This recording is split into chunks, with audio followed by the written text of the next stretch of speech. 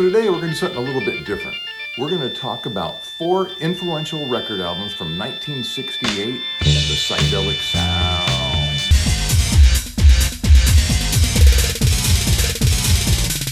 First up, Big Brother and the Holding Company, the album Cheap Thrills. The year is 1968. The place, San Francisco, California.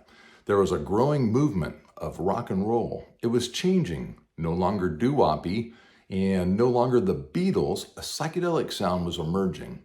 It was fueled by the use of drugs and several bands, the Grateful Dead, Quicksilver Messenger Service, and of course, Big Brother and the Holding Company.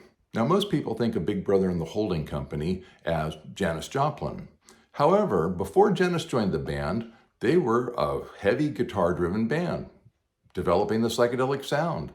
Adding Janis Joplin to the mix took Big Brother and the Holding Company and the album Cheap Thrills to the #1 spot on the Billboard Top 100. However, they didn't give up that guitar sound. They're still a guitar-driven band, just with a powerful vocalist. All right, the album starts with a song called The Combo of the Two.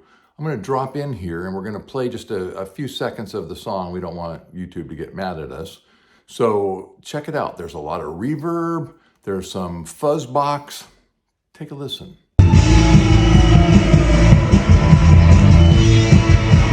Okay, the rest of the album also has this psychedelic guitar mixed with Janis's vocals. I'm going to go ahead and drop in now on the final song on the album called Ball and Chain. This one is just an amazing song. I wish I could play the whole song for you. It's full of distortion, fuzz box, and of course, Janis's vocals. But what I'm going to do is I'm going to drop in and just show you a little bit of the guitar work.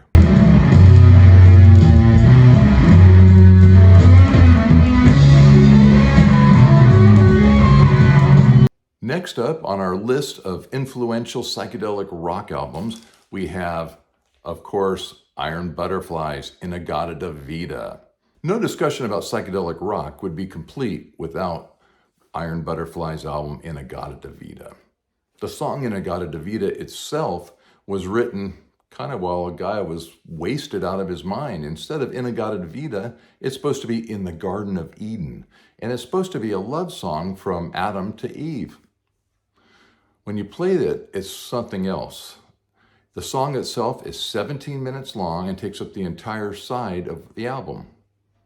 In that song, you have complete solos, including over a 2-minute drum solo by the guitarist, the organist, and the drummer. Listen to the screech. Listen to the distortion. That's why this album has to be part of our discussion on important psychedelic rock albums. Next up, we have the Lemon Pipers and Green Tambourine. The Lemon Pipers are kind of a lesser known band. They had basically one song that hit the top 30, and that of course is Green Tambourine. The song is rooted in psychedelia, if that's a word. Anyhow, it has some really cool guitar stuff, has some really cool sitar. An electric sitar has kind of become synonymous with psychedelic rock. Also, listen to the reverb or echo on the word play as they say, listen while I play my green tambourine. My green tambourine. And the last album we're going to talk about today is the second Steppenwolf album called The Second. Steppenwolf burst onto the scene with their first album.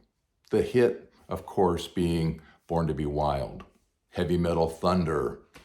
All that stuff brings up images of just riding your Harley and cruising through the wind. Now, the second album takes that first album a step further. The song Magic Carpet Ride introduces all kinds of psychedelia into the album. Let's take a listen to some of it.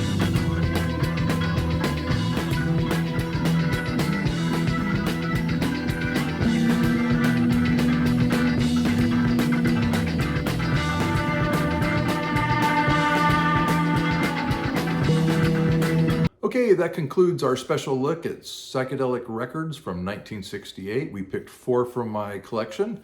I hope you enjoyed them. If I missed one or you have a favorite psychedelic rock album, go ahead and list it down below.